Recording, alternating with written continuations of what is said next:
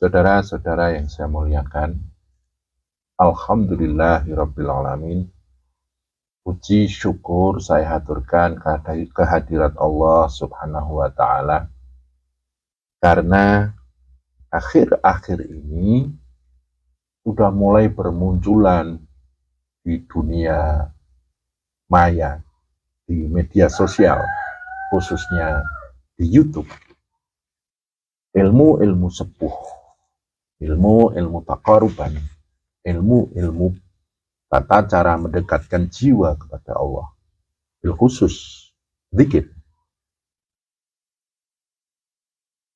Ilmu zikir sudah banyak dibedah, banyak yang membedah tentang tata cara zikir, kaifiyah zikir, makna zikir, tujuan zikir. Alhamdulillah, semuanya ini sudah merebak di mana-mana. Dan insya Allah dari banyaknya penjelasan tentang ilmu-ilmu zikir tersebut, kita bisa menjumbuhkan dan bisa menarik satu benang merah. Bagaimana hakikat dari zikir tersebut? Saudara-saudara yang saya muliakan, ilmu sudah dibedarkan, muncul satu pemahaman, muncul satu kejelasan, dan akhirnya menjadi satu petunjuk di hati kita. Kita paham dan kita tahu bahwa ilmu dan pemahaman itu bermakom di otak kita. Akhirnya menjadi satu hidayah yang ada di dalam hati kita. Dan ini harus kita jumbuhkan keduanya dari pemahaman dan petunjuk tersebut menjadi satu tuntunan.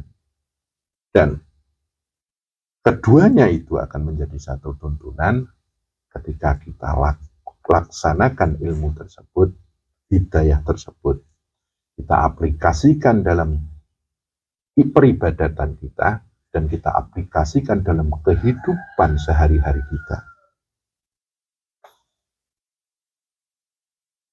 Ada satu musuh besar ketika kita sudah memahami tentang ilmu-ilmu zikir, hakikat-hakikat zikir.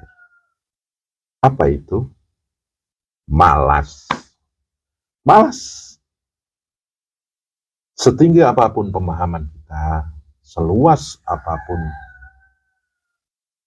penjelasan yang kita dapatkan, tapi kalau kita sudah dihinggapi oleh rasa malas, itu semua akan menjadi satu omong kosong. Itu semua hanya akan menjadi pepesan kosong belaka. Dan lama-lama akan menguap begitu saja, tanpa arti. Satu pertanyaan, kenapa setelah kita menemukan satu kejelasan, menemukan satu petunjuk, endingnya kita dihinggapi oleh rasa malas? Andai pun kita lakukan, kita belum menemukan yang disebut istiqomah.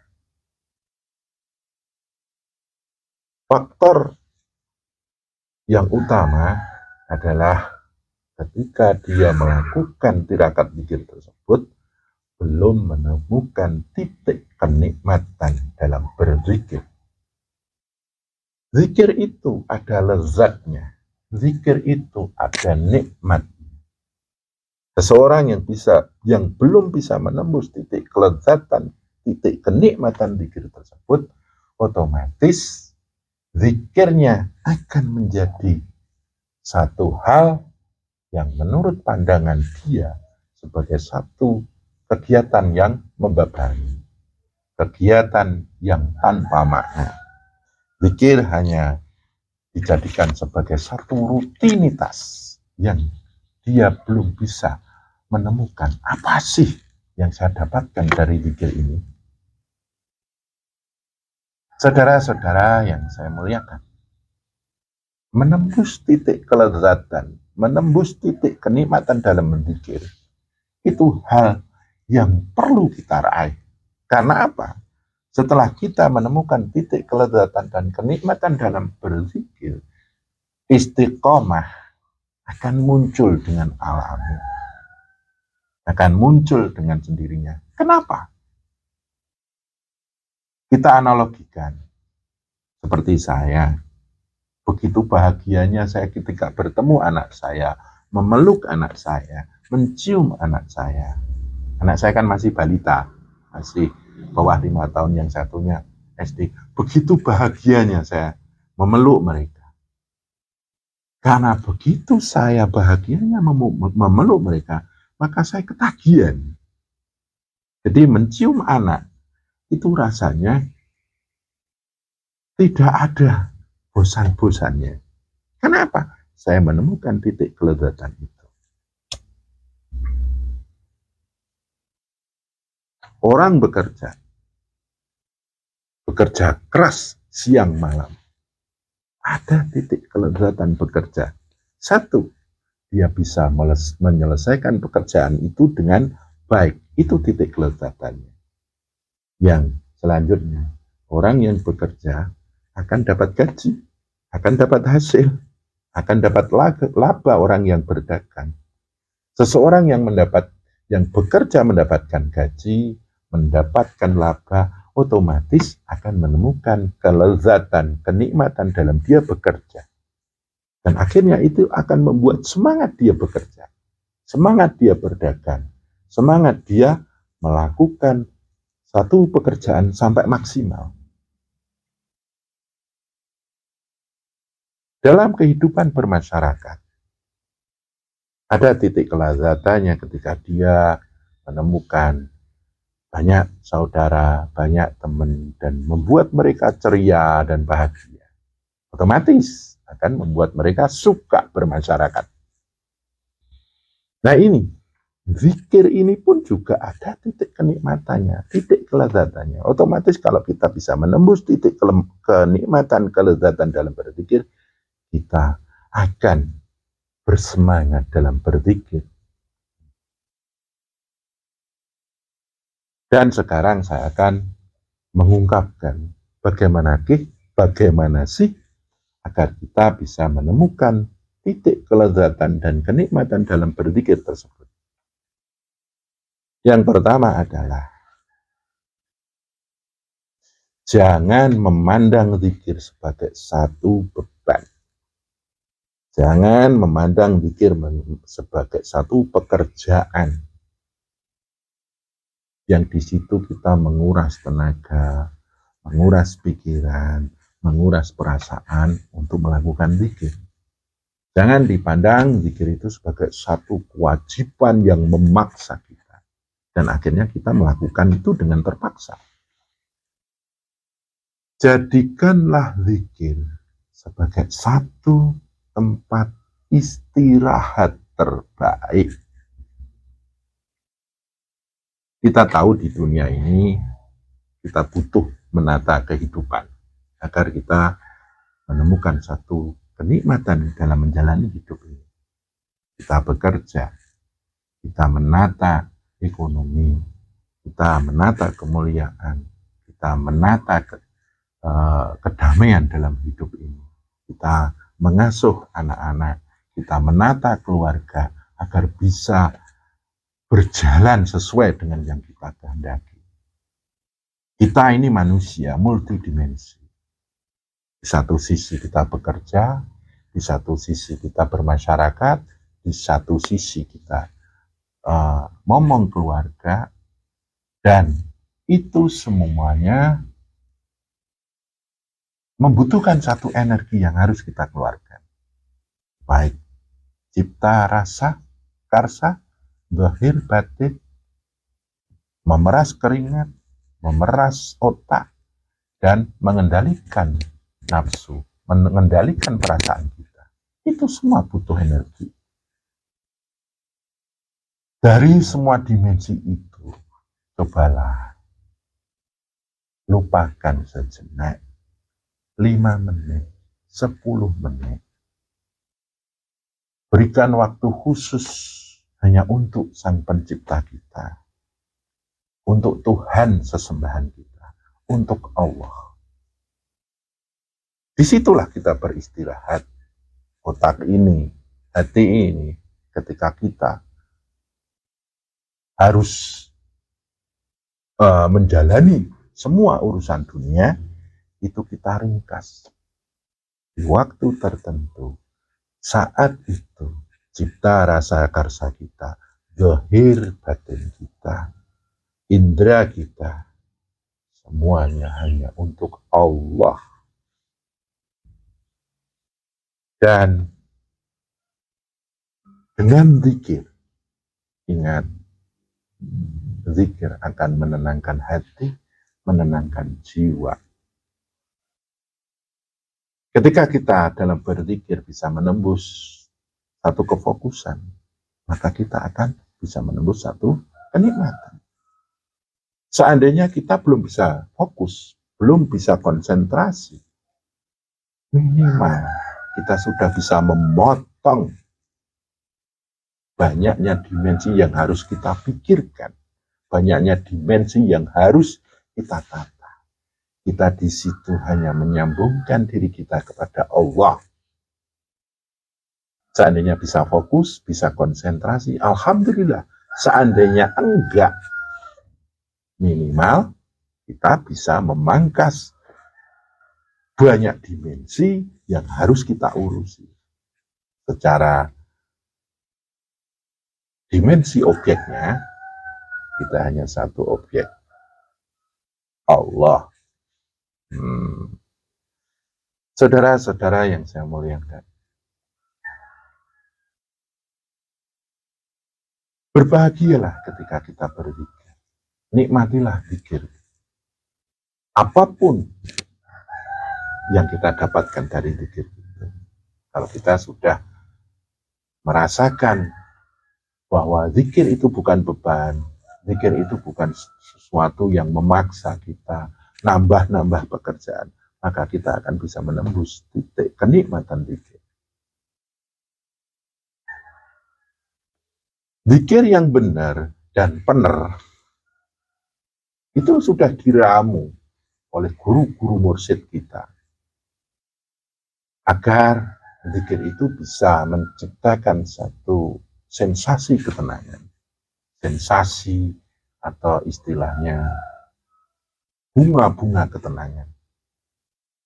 Zikir itu sudah diramu agar si pelaku yang melakukan zikir tersebut bisa menembus satu titik ketenangan. Itu yang kedua.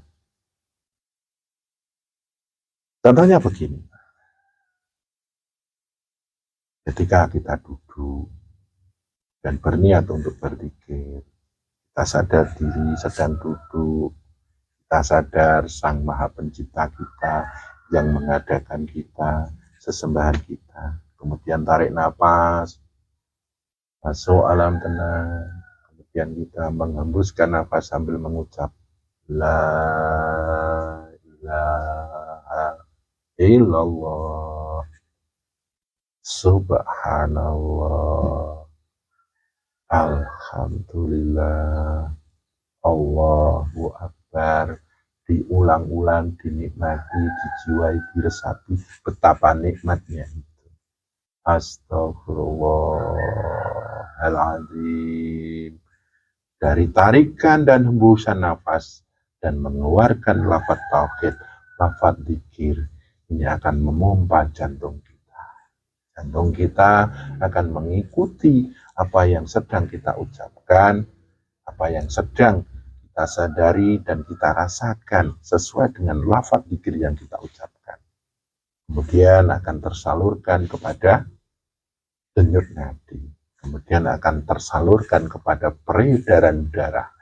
Kalau ini kita ulang-ulang, maka zikir itu akan menyentuh jiwa. Sang jiwa ini unsur kelangitannya adalah ruh.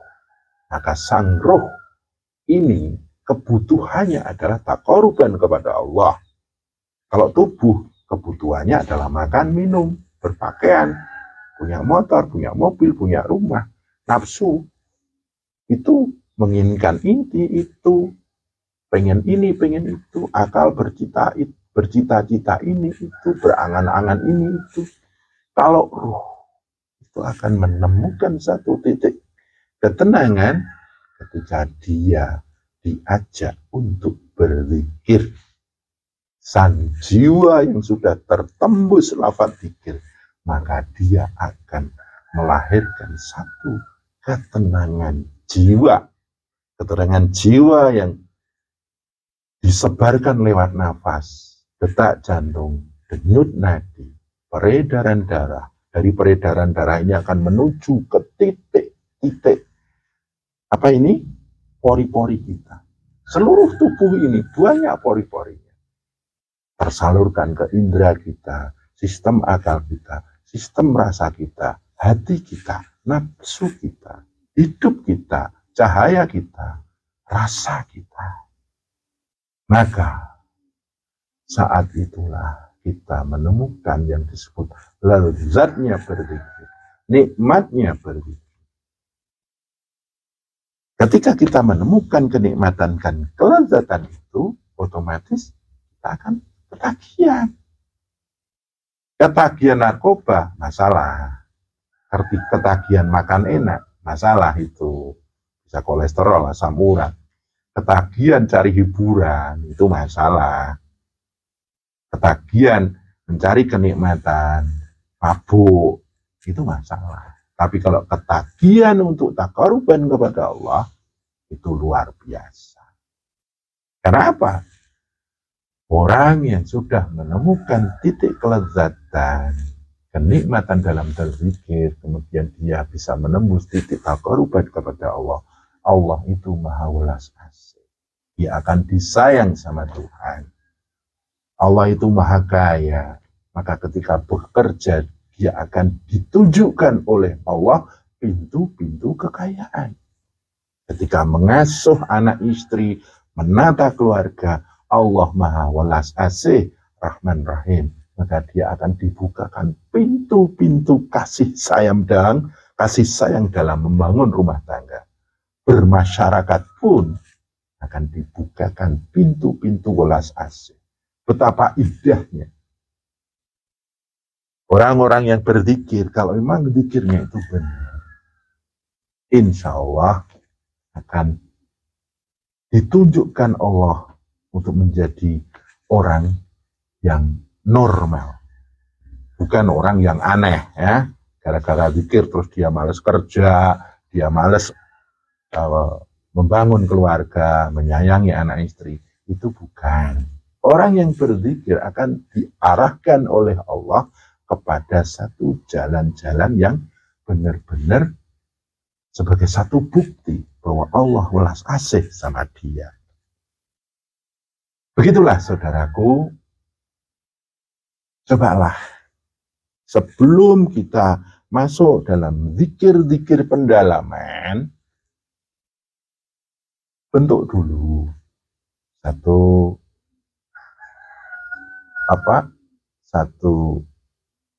kelezatan, kenikmatan dalam berzikir. Kalau kita sudah benar-benar enjoy melakukan satu tirakat zikrullah, maka nanti zikir pendalaman itu pun kita akan menikmatinya. Contohnya apa? Zikir al-lamali, ya, la ilaha illallah. Kemudian ada di sana zikir dat, ada di sana zikir kolbi, ada di sana zikir ruh, ada zikir sir, ada zikir nur, ada zikir dalam arti zikir semesta badan, ya, syadat bebadan namanya. Seandainya kita sudah menemukan kelezatan dan kenikmatan zikir, itu akan kita bisa menembusnya dengan nikmat, dengan lezat. Nah, jangan sampai kita tata cara zikirnya sudah di level tinggi, ya. Diajarkan oleh sang guru mursyid, zikir yang dalam, zikir yang tinggi. Tapi kalau kita belum menembus titik kenikmatan, kita malas. Dan akhirnya, kalaupun itu kita lakukan, sensasinya nggak nembus. Ya, kelezatannya nggak dapat, kenikmatannya nggak dapat. Akhirnya akan menjadi satu rutinitas juga, yang di situ akan kehilangan makna. Ya, istiqomah itu terbentuk karena kita sudah menembus titik kelezatan dalam berzikir, kenikmatan dalam berzikir. Tidak perlu dijelaskan panjang lebar, rumit, sederhana saja. Kalau kita sudah bisa menembus titik kenikmatan dan kelezatan zikir tersebut, istiqomah akan kita dapat baik. Dan kita berhubungan dengan zikir, wirid, dan warid. Warid atau istilahnya hadiah, buah-buah zikir itu dapat kita raih dengan alami, tidak dengan jalan yang terbebani, terpaksa, terus menganggap ini sebuah kewajiban yang memberatkan. Saudara-saudara yang saya muliakan, cobalah kita menikmati zikir kita, supaya istiqomah itu terbentuk dengan merangkai kenikmatan demi kenikmatan, kelezatan demi kelezatan. Tidak perlu ilmu yang tinggi dalam kalau kita belum bisa menembus titik kelezatan dan kenikmatan itu. Kalau kita sudah bisa menembus titik kelezatan dan kenikmatan itu, monggo berbaiat.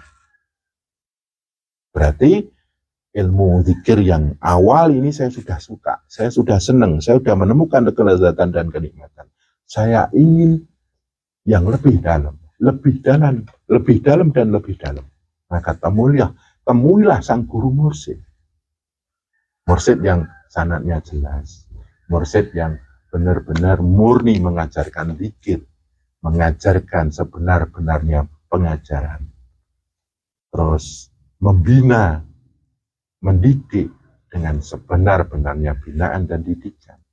Insya Allah dengan bekal niat, azam yang kuat, dan kita sudah merasakan zauq dari zikir yang begitu lezat dan nikmat, insya Allah kita akan menapaki pendalaman demi pendalaman dalam berzikir itu dengan alam. Banyak sekali orang-orang yang mendatangi mursyid, mendatangi guru-guru tarekat, guru-guru zikir, tapi dia masih istilahnya belum bisa menemukan titik kenikmatan itu. Akhirnya apa? Apa yang diajarkan sang guru, apa yang diberikan oleh sang guru dalam wujud tirakat-tirakat tertentu, laku-laku tertentu, akhirnya menjadi satu kewajiban, satu tugas yang kita anggap sebagai hal-hal yang nambahi kesibukan kita. Bukan seperti itu. Kalau kita sudah menemukan titik kelezatan dan kenikmatan berzikir, maka ilmu yang diberikan oleh sang guru mursyid itu seperti anugerah, seperti hadiah bagi kita. Alhamdulillah wa syukurillah kita menemukan itu. Kita benar-benar senang dan bahagia menerima ilmu itu. Nah, kalau kita belum menemukan titik kelezatan, besok ketemu mursyid dikasih tugas. Waduh, tambah lagi dong tugasnya. Besok ketemu lagi, tambah lagi tugasnya. Yang kemarin belum.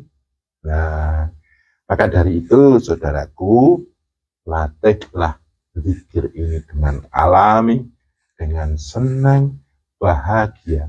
Insya Allah, proses ini akan terjadi dengan alami. Dan istiqomah itu akan turun pada diri kita dengan alami pula. Seperti itu, saudaraku, apa yang saya haturkan, yang sederhana-sederhana saja, semoga bermanfaat dan kurang lebihnya mohon maaf. Matur nuwun.